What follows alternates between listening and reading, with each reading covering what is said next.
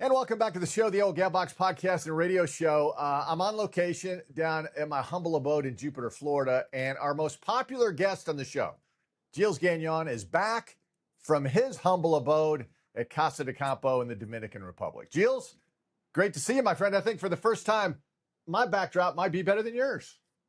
Possibly, but I'm not sure if the weather there is better than mine. Yeah. But it's great to be back on. And actually, I miss being with you there this week. We're so busy here at Casa de Campo that they got some kind of chain attached to my chair, so I don't think I can get out. Well, we were laughing. We have mutual friends here in South Florida, and they were all saying, "There's no way Gilles can leave. There's too many people down there at Teeth of the Dog, and if he left, it would fall apart." So, I Right. mean, I understand you're busy these days. Yeah, we're extremely busy, and I don't know if I left it would fall apart, but yeah, we're playing about close to 200 players a day on the Teeth of the Dog. The comments are all positive and very excited how this thing turned out. And if funny enough, there's a guy, Jim Coleman from Philadelphia, a retired lawyer, and it's just a good friend. And he was just complaining about one tee that we had moved on number 6. And he said, well, it was there and I should have stayed there. I said, well, actually, it wasn't Pete's idea. It was mine. That's why they took it out. So he was laughing because, we've moved. Some people have the few comments they have is that I don't know why we did this. Well, this was there originally. It was the original design, and that's what we tried to go back to. So some of the tees have changed a little bit. And on number 6, I guess it's more, you can look at it and it's a little more obvious. But everything else is the same. 15 greens a little bit different. A couple other places, but we've added a couple bunkers because trees were blown away by the hurricane in the past. So overall, it's looking great. The greens are a little firm, but they're getting better every day. People love it, and yeah, like I said, there's no bad comment coming off the golf course, so it's very exciting. Well, I've told everybody all 4 courses, Pete Dye courses there at Casa are wonderful. But Teeth of the Dog with those 7 holes where you look out into the ocean, it doesn't matter if you hit a good shot, bad shot, whatever kind of shot. You just keep staring at that water, Gilles. I mean, that's very, very special. Yeah, it is special, and I tell you, we have a couple sharks that have a couple belly aches now with the I'm ball sure. going. you know, but no, seriously, yeah, you get number 4. Actually, when you get to number 3, you play 1, 2, and then 3, and then you play your second shot on 3 to par 5, and then the ocean is to your right, and basically it's fairways that are running side by side. One will go out, the other one come back in, but you play 3, the ocean's on a ride. 4, then it's over, and then you go 5, 6, 7, 8, and it's and then the wind sometimes comes from the south, sometimes comes from the north, and at that point, if you're like me, a lefty on the front side, and if the wind comes from the north, I get a little cutters there. I think you got to stay away from the water, but I love the other side because now I can kind of start my little swing hook there on the back 9, but. Yeah, the greens have come out really well. The fairways are just immaculate. It's like hitting off a carpet, and so proud of what's happening out there. So can't wait for you to be back here for the grand opening. I'm looking forward to it, and I've been playing in Florida, so I'm used to the tight lies. Last time I was down at Teeth of the Dog in Casa de Campo, those fairways were so tight. It just took a little getting used to, but that's what we got in Florida. So when I come back, Gilles, I'll be better prepared for our match. Well, good. Hopefully. Hopefully. Says the guy who has all of my money in his wallet. Hey, we'll get back to golf in a second, but I got to talk hockey. You're my hockey guy. Okay. And USA with that incredible win over Canada in the thrilling overtime. And I know the Canadian coach didn't like it, having 3-on-3. But nevertheless, the celebration in the United States has been off the charts because, heck, it hasn't happened since 1980 that the men won the gold in hockey. Well, what'd you make of that game, Gilles? You had to enjoy it. I thought it was a fantastic game. And obviously, I'm Canadian, but my wife's Sure. American. My kids are Americans. They were born, and one actually was born here in the Dominican Republic. But, it was a great game. And a couple people asked me, and I said, I hope the best team wins. And Yeah. maybe the best team didn't win because I felt like Canada should have just, I mean, how many goaltenders always make the difference in big game. That was Yes, another they one do. that one of my comment. I just said, I said, look, the goaltender, and they both played very well.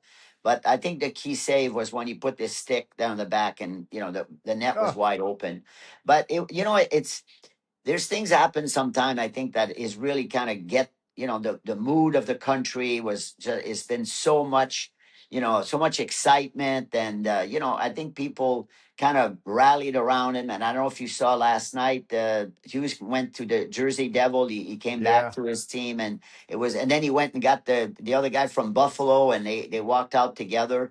And it was a great game, and I'm proud of the American. They went out there and celebrated well, and came back and went to the White House, and the with the I don't know. I just think hockey is such a different game. In term of, I remember fighting with a kid when I was in college.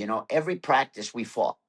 And then if I was cut up or something, he'd walk with me to the hospital, get stitched up, and we walk back together. So a hockey player can fight like crazy, and the next thing you know, the game is over. They shake hands, and it's over. And I think the Canadian handled it very well. The players and the guy missing a couple chiclets, like they say, his teeth Zach knocked Hughes. out. Yeah. Hughes, he did a great job, and I was very proud of both team, and I think the women did extremely well. Also, that's a big battle. They're a little more mean to each other. I have to say the women really don't like each other. Uh, but hockey is an amazing. It's a great game, and I think that brought the country together a little more. We've been divided on so many things, but I think now Yes. everybody goes with, hey, now we're all American, right? Everybody's American, and everybody got together. So it was wonderful. I'm not crazy about the 3-on-3 either, but it was 3-on-3 for each team. It's not like it wasn't, so it was like you say, if sometimes the greens are too hard. Well, they're hard for everybody. So 3-on-3 was the deal. They had their chances, and the American won, and it was great. Loved it. You're right. Sports is at times can be a very unifying thing, and that's I think this gold medal winning performance by the USA team, Jack Hughes and Connor Hellebuck, the incredible goaltending. Our country, I don't know how long it's going to last, Gilles, but right now I hear more USA chants than I've heard since 1980. So I think I think that's a super positive. I hope it lasts a long time. I do too. And Jimmy Roberts, obviously was, he's a friend of yours, friend of mine, but Yeah. Jimmy Roberts was a golfer for Al Michael, at the Olympics. And Wow. so we thought, yeah, he was there with also my coach at Michigan State. His son was also, Johnny Bessoni was with Jimmy Roberts, and obviously they went separate way.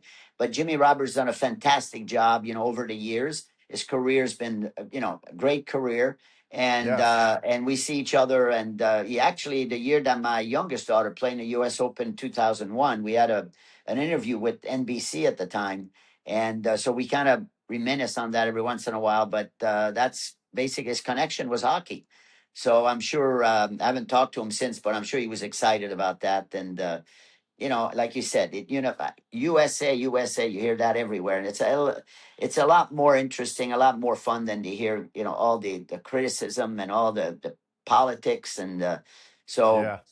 Thanks for hockey, and golf's not bad either. But that got a little the golf became hockey, and hockey became golf. After the Ryder Cup, I think the Ryder Cup became a little more like hockey, which wasn't that probably the best.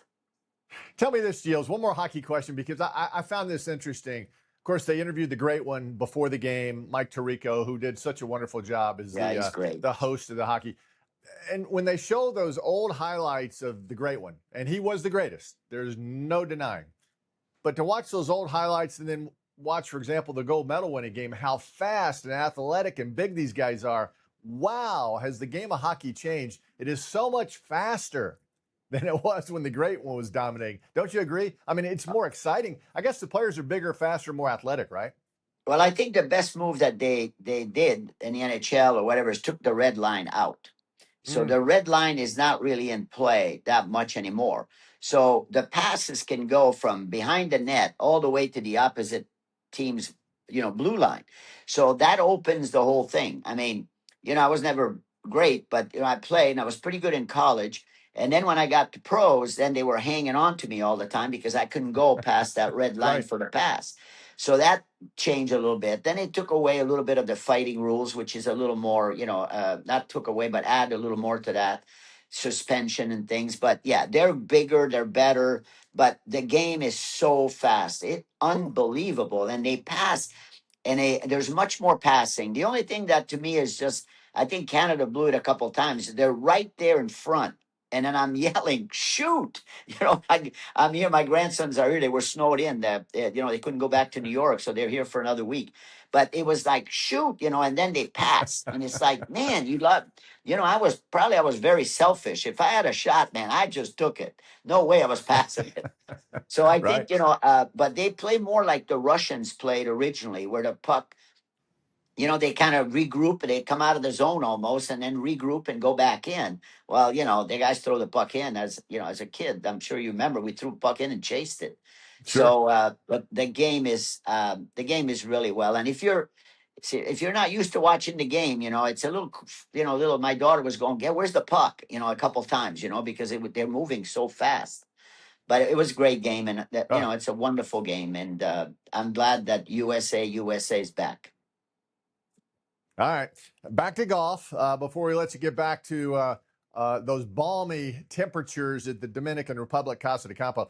Tiger Woods last week had his tournament, the Genesis Invitational, held a press conference.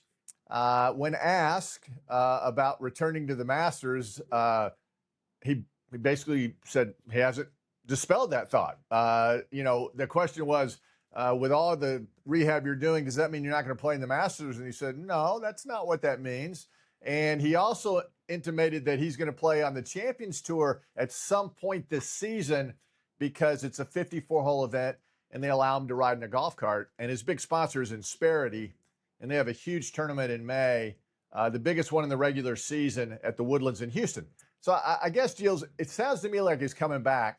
That's great for the game of golf, even though he's 50. I don't know if he plays good anymore or not, but it'll be good to see him back, right? Well, I think he could carry in a golf bag from the parking lot to the clubhouse, and he would draw some attention. So Yeah. it doesn't really matter what he does. We saw the. I watched one of the episode there at the dome there where they play, which you were there at one The point. SoFi Yeah. Center. Okay, and you could see him. He was kind of didn't look real good walking. He was limping around a little bit more. So I don't know if maybe the recovery is getting a little faster, a little better. But listen, having him anywhere and at even if he played a practice round at the Masters, just to go around, just one practice round or whatever, decide, well, I'm not going to play. But the good thing there is not taking the place of anybody, right? It's not like it is on the regular tour where if you play and then you drop out, maybe some of the guys can't get in or they can't get in. Where this, he's not taking anybody else's spot. And it would be great to see him again playing. I mean, the guys, obviously he's been amazing for, like the Palmer and the Nicholas and the, Sure. Trevino. I mean, these guys, Watson, they all have different personality. They brought people to the game, but I don't think anybody brought more than Simi Palmer and Tiger Woods. I mean, uh, kids are playing, they want to imitate him, and I don't know. My grandson, I played with him now every day, every afternoon we go play. And, you can tell he's looking at some of the film and, they know their swing speed these days. They know their Yeah. ball speed and all that kind of stuff. Heck, I said that I don't even know if, his swing speed 109 miles an hour. He's 15. I'm going 109 miles. Mine is about 89. So, I'll drive. He goes a little crooked, but when he hits it about 60 yards by me. So, but it's fun to watch. And I think Tiger Woods making a comeback or playing something. And I think riding the carts probably would be very helpful. I know they're not going to do that at Augusta, but hopefully at some, an event or two, he'll come back and do that.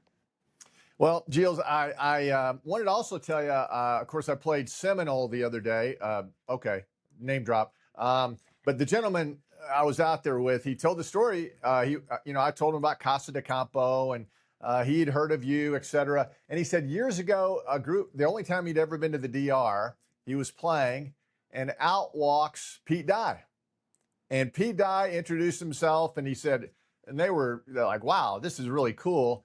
And Pete Dye invited his group to come over and play La Romana Country Club. He told them at the time, it's not open yet, but I will tell them that you're coming and I want you guys to go out and play.